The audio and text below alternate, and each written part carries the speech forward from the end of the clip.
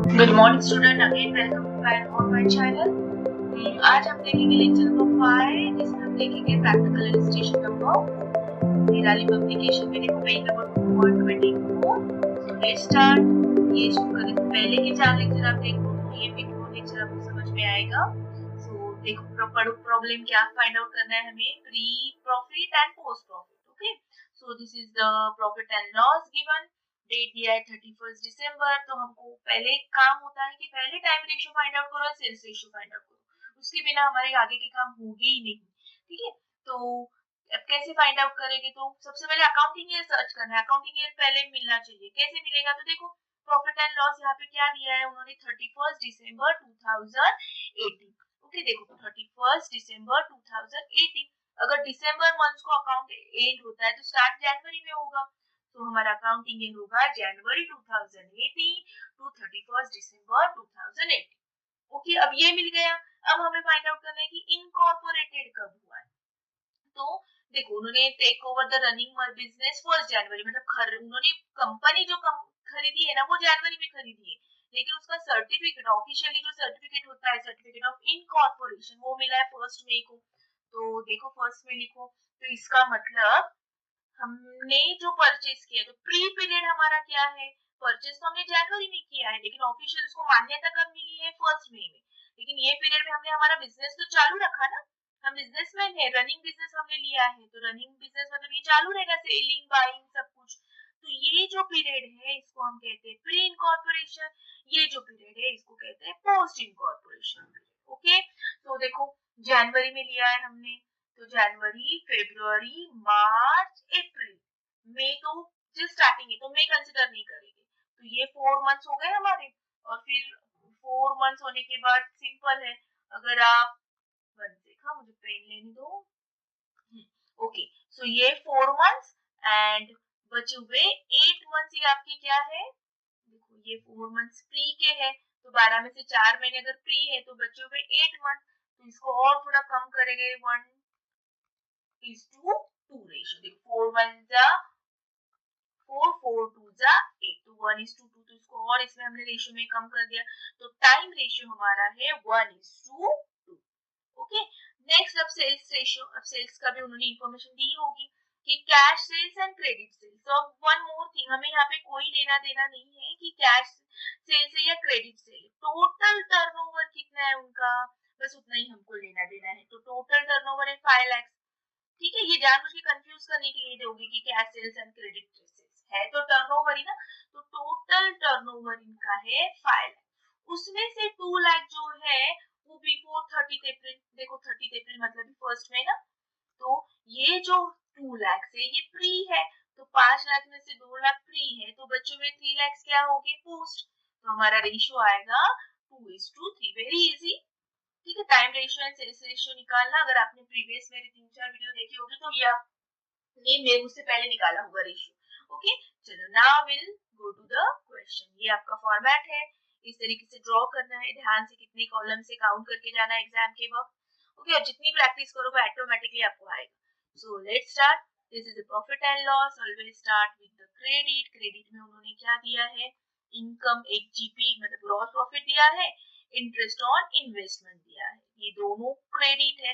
तो हम भी क्रेडिट में लिखेंगे, देखो ये प्री की डेबिट है, ये प्री की क्रेडिट है, ये पोस्ट की डेबिट साइड है, ये पोस्ट की क्रेडिट साइड है। ठीक है, तो ये उन्होंने क्रेडिट में दिया है तो ये हम क्रेडिट में ही लिखेंगे। So let's start.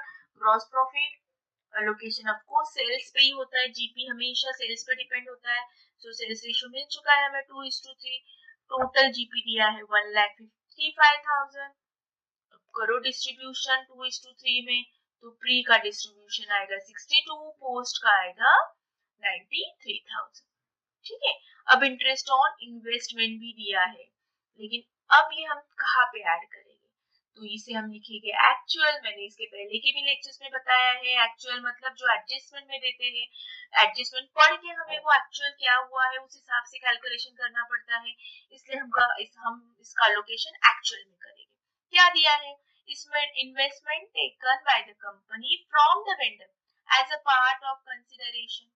इसका मतलब क्या, जब उन्होंने कंपनी ली तब कंपनी के साथ ही इन्वेस्टमेंट खरीदी। अब कंपनी कब खरीदी, जनवरी में खरीदी, सो जनवरी, और हमको इनकॉर्पोरेशन सर्टिफिकेट कब मिला, 1 मई को। तो इसका मतलब हम ऐसे कह सकते हैं कि ये जो इंटरेस्ट ऑन इन्वेस्टमेंट है ये प्री में आना चाहिए, क्योंकि हमने ये खरीदा कब, जनवरी में, और जनवरी मंथ जो ड्यूरेशन है वो कौन सा है, प्री का है। तो हम ये जो इंटरेस्ट मिला है वो प्री में ऐड करेंगे। ओके, तो देखो यहाँ पे हम कुछ नहीं करेंगे क्रेडिट में, इसको कुछ नहीं देंगे पोस्ट में, क्योंकि जो भी हमने इन्वेस्टमेंट खरीदी प्री में खरीदी ड्यूरेशन में। तो 2500। आई होप आपको समझ में आया है। चलो नाउ अब एक्सपेंसेस से स्टार्ट करते हैं। पहला दिया है रेंट एक्सपेंसेस। रेंट हमेशा टाइम पे होता है, अगर एडजस्टमेंट होगी तो एक्चुअल पे होगा, ठीक है। तो टाइम पे देखो 1:2 डिस्ट्रीब्यूट कर दो 12,000। देखो डेबिट में लिखना है, ध्यान से इनकम क्रेडिट में लिखना होता है, एक्सपेंसेस डेबिट में, यहाँ पे भी डेबिट में, ठीक है। तो 12,000 में से 4,000 अगर प्री है तो बचे हुए 8,000 post. Next one discount on sales, बताया आंसर ही बताया, यहाँ पे कौन से बेसिस पे करना है, सेल्स बेसिस पे। सो सेल्स पे करो, सेल्स का रेशियो हमें पता है 2:3। कितना दिया है डिस्काउंट, 3,500 लिखो यहाँ पे, टोटल में 3,500। अब डिस्ट्रीब्यूट करो ये 2:3 में, तो प्री का आएगा 1,400, पोस्ट का आएगा 2,100। इंश्योरेंस, नाउ इंश्योरेंस टाइम पे होता है, तो टाइम का रेशियो करो। सी, जिन्होंने पहले वीडियो देखे उनको बहुत आसानी से ये जाएगा question. Okay, now discount on issue of share, बताओ कहाँ पे रहेगा। जस्ट मैंने आपको कहा था कि discount on issue of share, कभी भी शेयर का नाम सुनोगे ना वो सब पोस्ट में ही जाता है। तो देखो discount on share directly post में, कोई डिस्ट्रीब्यूशन नहीं करना है, उठा के 3,000 डायरेक्ट पोस्ट में खर्चा करो। इलेक्ट्रिसिटी लाइटिंग, अब ये तो ऑफकोर्स टाइम पे होता है, इसको डिस्ट्रीब्यूशन करो पोस्ट और प्री में। देन कमीशन सेल्स पे होता है, कमीशन पे करो। सी, वेरी सिंपल। चलो कंटिन्यू प्रॉफिट एंड लॉस, देखो स्टाफ सैलरी टाइम पे होता है, करो। देन कैरेज सेल्स पे होता है, डिस्ट्रीब्यूशन। सन्ड्री एक्सपेंसेस टाइम पे होता है। रीऑर्गेनाइजेशन एक्सपेंसेस, मैंने कहा है जब भी ऐसे कुछ अलग नाम पढ़ते हो ना, फॉर्मेशन एक्सपेंसेस, डेवलपमेंट एक्सपेंसेस, देखो लास्ट प्रॉब्लम में डेवलपमेंट एक्सपेंस था, ये रीऑर्गेनाइजेशन एक्सपेंसेस, तो ये हमेशा पोस्ट में होता है, क्योंकि ये खर्चे हमेशा इनकॉर्पोरेशन सर्टिफिकेट मिलने के बाद क्रिएट होते हैं, ठीक है। सो ये वाला एक्सपेंसेस पोस्ट में गया। देन सेल्स प्रमोशन एक्सपेंसेस, सबको सेल्स ही होगा, नहीं सॉरी सॉरी सेल्स नहीं, एडजस्टमेंट दी है उन्होंने, देखो भाई मत करो, सेल्स की एडजस्टमेंट दी है, अगर नहीं दी होती तो सेल्स प्रमोशन सेल्स बेसिस पे जाता, बट एडजस्टमेंट क्या दी है, sales promotion expenses directly proportionate to their turnover of the company. तो ऑफ कोर्स द टर्नओवर, उसके मतलब है सेल्स प्रपोर्शन 2:3। तो इन्होंने जस्ट कंफ्यूज करने के लिए दिया है, अगर ये नहीं भी एडजस्टमेंट देते तो भी हम सेल्स पे मतलब 2:3 पे ही करते थे, बट यहाँ पे हमने एक्चुअल क्यों लिखा, क्योंकि एडजस्टमेंट में दिया है, अगर ये एडजस्टमेंट नहीं होती तो हमने यहाँ एक्चुअल की जगह पे सेल्स ही लिखा होता, okay. And sales 2:3, right. So 2:3 करो, डिस्ट्रीब्यूशन 2:3 से कितना है, सेल्स 4,000, करो 4,000 डिस्ट्रीब्यूट। ओके, कहाँ पर आ गए हम, 4, ये हो गया सब हमारा। अब bank interest, of course bank interest हमारा टाइम पे ही होगा। देन इनरिकवरेबल डेट, सेल्स पे होता है, बैड डेट्स हमेशा, ठीक है। इनरिकवरेबल डेट्स मतलब bad debts. Then discount on issue of share, बोला मैंने कि जब भी share, equity share, debenture, preference share, interest, discount ऐसे वर्ड आते हैं तो ये सब पोस्ट में जाते हैं, तो बिंदास इसको पोस्ट में डायरेक्ट डालो, यहाँ पे कुछ करने की जरूरत ही नहीं प्री में। Then telephone charges of course time पे होगा, देखो कितना इजी है, ठीक है। 9 मिनट्स में हमारा प्रॉब्लम भी सॉल्व हो गया। सो अब करो, देखो अब डेबिट एंड क्रेडिट, पहले पोस्ट से स्टार्ट करते हैं। देखो पोस्ट ये क्रेडिट साइड है, ये डेबिट साइड है। क्रेडिट मतलब इनकम, तो इनकम है 93,000, सो राइट बोथ साइड 93,000। अब 93 में से ये सब खर्चा अगर हम माइनस करोगे तो आंसर आएगा 24,700। ये पूरा खर्चा अगर आप माइनस करते हो तो ये खर्चा आता है 68,300, ये एक्सपेंसेस है, ठीक है। तो इनकम 93,000 में से एक्सपेंसेस 68,300 अगर माइनस करोगे तो we get 24,700। It's called revenue profit. Same about pre incorporation, pre incorporation की देखो टोटल करो 64,500, राइट बोथ साइड।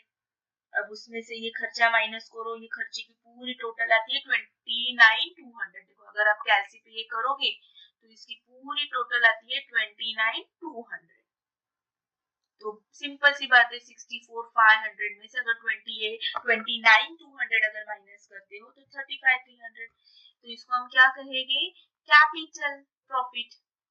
ठीक है, बिकॉज ये प्री इनकॉर्पोरेशन है, पोस्ट रहेगा तो रेवेन्यू प्रॉफिट कहेंगे, नहीं तो इसको कैपिटल प्रॉफिट कहेंगे। अब इन दोनों की टोटल कितनी आती है 60। देखो प्रॉफिट एंड लॉस के क्वेश्चन में दिया रहेगा नेट प्रॉफिट, देखो। ओके, सो आई होप आपको समझ में आया है। पसंद आया तो लाइक करो, फ्रेंड्स के साथ शेयर करो। Thank you so much, have a nice day, bye bye.